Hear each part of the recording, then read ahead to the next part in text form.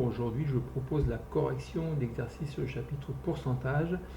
On va voir la détermination d'un pourcentage d'augmentation et d'un pourcentage de réduction.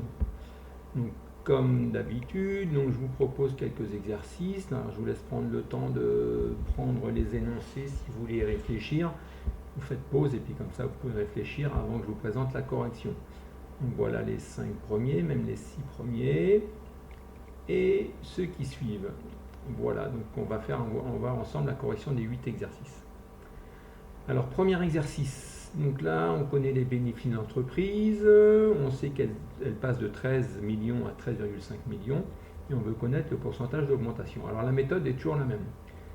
Quand on veut déterminer un pourcentage d'augmentation, premièrement, on calcule le montant de l'augmentation. Donc ici, c'est passé de 13 à 13,5. Donc 13,5 moins 13, il y a une augmentation de 0,5. Et pour connaître le pourcentage d'augmentation, il faut diviser cette augmentation par la quantité de départ. Au départ, les bénéfices étaient de 13 millions, donc on fait 0,5 divisé par 13, ça donne 0,0385, et après on multiplie par 100 pour l'avoir en pourcentage. Donc l'augmentation est de 3,85%. Donc cette méthode, c'est bien toujours la même. Déterminer le montant d'augmentation ou la réduction si c'était une réduction, et après diviser par la quantité de départ et multiplier par 100 pour l'avoir en pourcentage. Deuxième exemple, une moyenne mathématique qui est passée de 8,5 à 8,2. Donc là, on voit que la moyenne elle a baissé. Donc elle a baissé de combien la moyenne? Elle a baissé de 0,3. Elle a baissé par rapport à quoi? Au premier trimestre, la moyenne était de 8,5. Donc on a perdu 0,3 sur 8,5. Donc c'est pour ça qu'on fait 0,3 divisé par 8,5. Et une fois qu'on a notre résultat, fois 100 pour l'avoir en pourcentage. Donc la baisse est de 3,53%. Alors, un autre exemple, on a obtenu 80 points, l'année d'avant on n'avait que 60 points. Quel est le pourcentage d'augmentation? J'ai augmenté de combien? J'étais à 80, de 60 je suis passé à 80, donc j'ai augmenté de 20.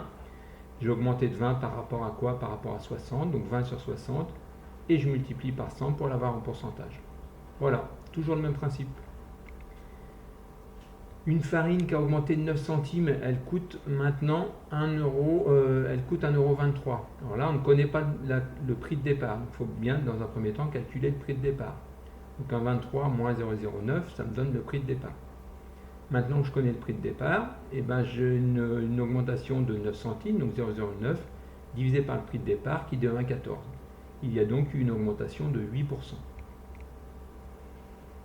Idem ici, un article qui valait 20 euros, il passe à 17 euros, la réduction est de 3 euros, le prix de départ c'était 20, 3 sur 20, et je fais x 100 pour l'avoir en pourcentage. Un groupe d'élèves qui était de 8 et qui est passé à 6, donc on a perdu 2 élèves.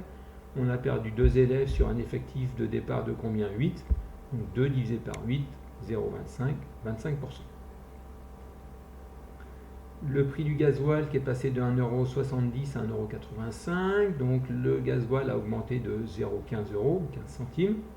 Par rapport à quel prix? Par rapport à 1,70 €, donc 0,15 sur 1,70, ça fait 0,088, soit une augmentation de 8,8%. Dernier exemple que je vous propose, donc on avait économisé en 2022 4 526 €, en 2023 on a économisé 4 122 €. On voit qu'on a une baisse un peu de notre épargne. La baisse de l'épargne est de 404. Et la baisse de cette épargne, au début c'était 4526, donc 404 sur 4526 fois 100 pour l'avoir en pourcentage. Voilà, si vous appliquez toujours cette méthode, vous n'aurez pas de souci pour résoudre ces exercices.